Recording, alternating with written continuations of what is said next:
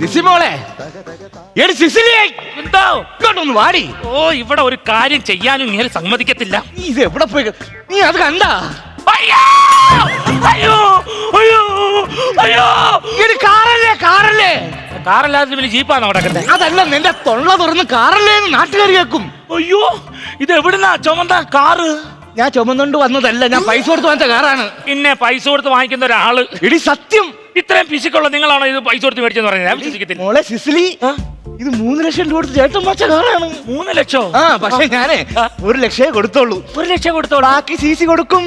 ഞാൻ കൊടുക്കത്തില്ല, ഞാൻ കൊടുക്കത്തില്ല. എല്ലാത്തിന്റെയും പൈസ ഞാൻ ഇപ്പൊ കൊടുത്തോണ്ടിരിക്കുന്നത്. എന്നെ കൊണ്ട് പറ്റത്തില്ല, നിങ്ങൾ എന്നെ കൊടുക്കണം. എടി, നീ കൊടുക്കണ കാര്യമില്ല, സിസി തവണകളായിട്ട് അടയ്ക്കുമെന്ന് പറഞ്ഞത്. ഞാൻ വിചാരിച്ച സിസി അടയ്ക്കണമെന്ന്. എങ്ങനെയുണ്ട് കാറ്? കാറൊക്കെ നല്ല കാറാണ്. പക്ഷെ ഒരു കാര്യം ചോദിക്കട്ടെ, ഇതിനകത്ത് AC ഉണ്ടോ? AC ഇല്ല. അപ്പം BC. മനസ്സിലായില്ല? ഭയങ്കര ചൂട്. അത് കൊള്ളാം. നിങ്ങൾക്ക് ഇതിനേക്കാളും നല്ലതേ ഒരു പോത്തിനെ വാങ്ങിച്ച് വീട്ടിൽ ഇരുന്നല്ലായിരുന്നോ? അടുത്ത ആഴ്ച എന്റെ കുഞ്ഞമ്മയുടെ മോളെ കല്യാണമില്ലേ? ഞാനൊരു പോത്തിന്റെ മേളിൽ കയറി ഇരുന്നിട്ട് അതിന്റെ മുകളിൽ ഒരു പോത്തിനെ കൊണ്ടുപോകണം. എങ്ങനെ ഇരിക്കും? അതാര്? നീ ഇപ്പൊ കല്യാണത്തിന് പറഞ്ഞില്ല. എടി, നമുക്ക് ഈ കാറ് മതിയെന്നേ. കാറ് മതിയോ? പക്ഷെ വേറെ കേസുണ്ട്. നിങ്ങൾ ഇത്രയും പൈസ കൊടുത്ത് നിങ്ങൾക്ക് സാധനങ്ങൾ മേടിക്കുന്നു. ഞാൻ എത്ര നാളായിട്ട് പറയുന്നു എനിക്കൊരു കൈ നെറ്റിക്ക് കൊണ്ട് വാങ്ങിച്ചു തരാൻ. ഫ്രണ്ടിൽ നിന്ന് മാറിയില്ല, അല്ലെങ്കിൽ എന്റെ കയ്യിൽ എന്റെ നെറ്റിക്ക് കൊള്ളും. മാറിയില്ലടി അവിടെ നാരങ്ങ കൊണ്ട് പിടിച്ചു. അയ്യേ, ചപ്പിളിച്ച നാരങ്ങ. എടി, വണ്ടി എടുക്കാൻ നേരത്തെ ടയറിന്റെ അടിയിൽ വെച്ച് ചപ്പിളിച്ചതല്ലേ?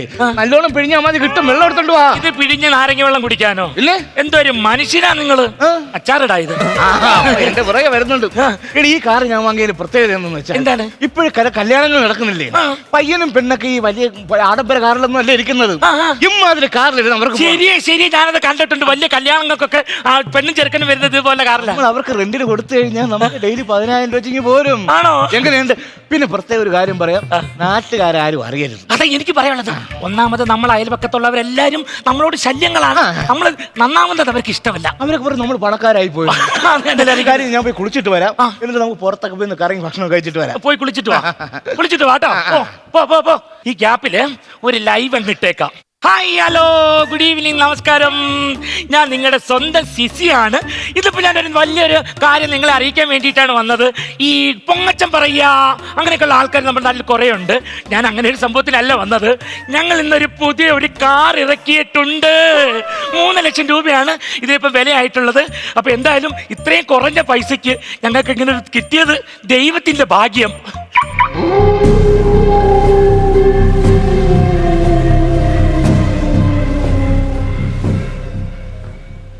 തോന്നിയതായിരിക്കും.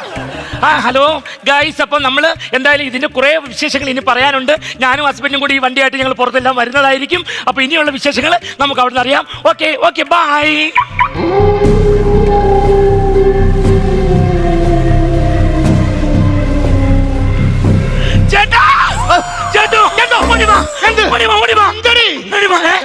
ഈ വണ്ടിക്ക് എന്താ പ്രശ്നമുണ്ട്? വണ്ടിക്ക് എന്തോ പ്രശ്നം? ലൈറ്റ് കത്തി. പിന്നെ വണ്ടി ആകുമ്പോൾ ലൈറ്റ് കത്തൂലേ? അല്ലെന്ന്, പിന്നെ പെട്ടെന്ന് അണഞ്ഞ്. പിന്നെ വണ്ടി ആകുമ്പോൾ ലൈറ്റ് അണയൂലേ? അയ്യോ, വീണ്ടും കത്തി. ആ സ്വാഭാവികമാണ് മോളെ. അല്ലല്ല, ഇതിനെന്തോ വിഷയമുണ്ട്. എന്തോ ഉണ്ടെന്ന് എനിക്ക് തോന്നുന്നത് ഇതിനകത്ത് ആരോ ഉണ്ട്.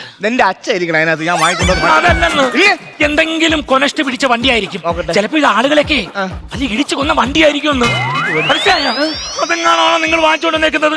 എന്തായാലും നമുക്കൊരു കാര്യം ചെയ്യാം, ഇതുമായിട്ട് നമുക്ക് നടക്കണ്ട.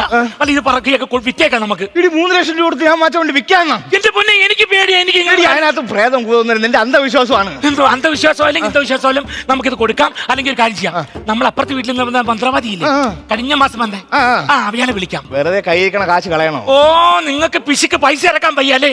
ഞാൻ എന്റെ മാല കൊടുത്തെങ്കിൽ ഞാൻ ഈ പൂജ നടത്തിക്കോളാം കേട്ടോ. എന്റെ മാല കൊടുക്കുന്ന വിളിച്ചു. ആണോ? ഒരു മിനിറ്റ്. ഹലോ, ഭാര്യയുണ്ട്, പിന്നെ വിളി. അതല്ലേ, സിസിയാണ്. അതായത് കഴിഞ്ഞ മാസം നിങ്ങൾ ഞങ്ങളെ വീടിനടുത്തേ ഒരു ചടങ്ങിന് വന്നില്ലായിരുന്നോ? ഒരു അമ്മൂമ്മയുടെ ദേഹത്ത് എന്റെ പ്രേതബാധ കൂടിയേന്. അവിടുന്നാണ് വിളിക്കുന്നത്. ബാധ ഒഴിഞ്ഞു വന്നിട്ട് ഒഴിഞ്ഞ കഴിഞ്ഞ മാസമായിരുന്നു അവിടുത്തെ സഞ്ചാരം. വിളിച്ചത് അത്യാവശ്യമായിട്ട് അതിന്റെ ഇപ്പുറത്തെ വീടുണ്ട്. ആ വീട്ടിൽ വരെ ഒന്ന് വരുമോ? വീട്ടിലോ? ഒരു ബാധ ഒഴിക്കാനുണ്ടായിരുന്നു. വന്നേക്കാം. പുള്ളി വരും, കൃത്യമായിട്ട് പൂജ ചെയ്യും, ബാധ ഒഴിയും. എന്നിട്ട് നമുക്ക് ആർക്കെങ്കിലും കൊടുക്കാം. എന്താ കാര്യം അറിയാമോ? ഒന്നാമത്തെ കേസ്, നമ്മളെ പോലുള്ളവരാണ് എല്ലാവരും. അവരിത് സാധനങ്ങൾ അങ്ങനെ കൊണ്ടുപോവുകയോ എവിടെയും വെച്ച് ഇടിക്കുകയോ എന്തെങ്കിലുമൊക്കെ പ്രശ്നമായാലേ നമ്മൾ പിന്നെ ജീവിച്ചിരുന്നിട്ട് കാര്യമുണ്ടോ? നമ്മുടെ പേരിലല്ലേ കിടക്കുന്നത്? എനിക്കറിഞ്ഞൂടെ, എന്റെ കയ്യിലെ കാശ് തീരാൻ പോകണത്. ദൈവമേ, മന്ത്രവാദി വരും, ഇത് കൃത്യമായിട്ട് എല്ലാം ചെയ്യും. നോക്കിക്കോ.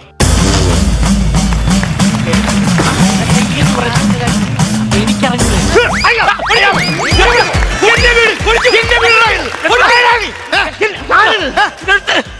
ആരാ? മന്ത്രവാദി. ഞാൻ വിചാരിച്ച് മുറുക്കാൻ കടയുടെ തൂണിനകത്തുള്ള ചുണ്ണാമ്പായിരിക്കുമെന്ന്.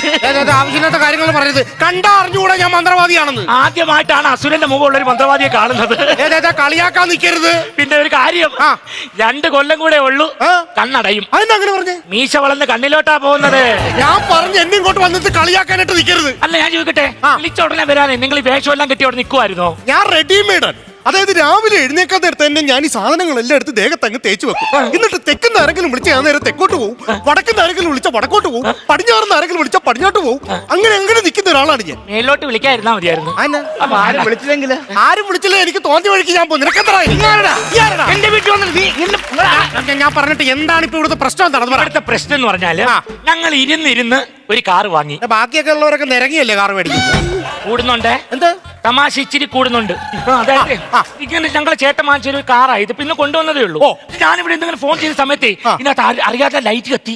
ലൈറ്റ് കത്തിയെന്ന് പറഞ്ഞ പിന്നെ വണ്ടി വന്നിട്ട് പിന്നെ ലൈറ്റ് കത്തത്തില്ല. അത് കുറച്ച് കഴിയുമ്പോൾ അണഞ്ഞ്. അതങ്ങനെയാണ് പിന്നെ എപ്പോഴും ഇങ്ങനെ കത്തി നിൽക്കാൻ പറ്റും. അത് അണഞ്ഞു പോകും. അങ്ങനെ 2ാമത് വീണ്ടും കത്തി. അത് കുഴപ്പമുള്ള കാര്യമില്ല. ഇതിന് മെഴുകുതിരിയൊന്നും അല്ലല്ലോ. കുഴപ്പമില്ല.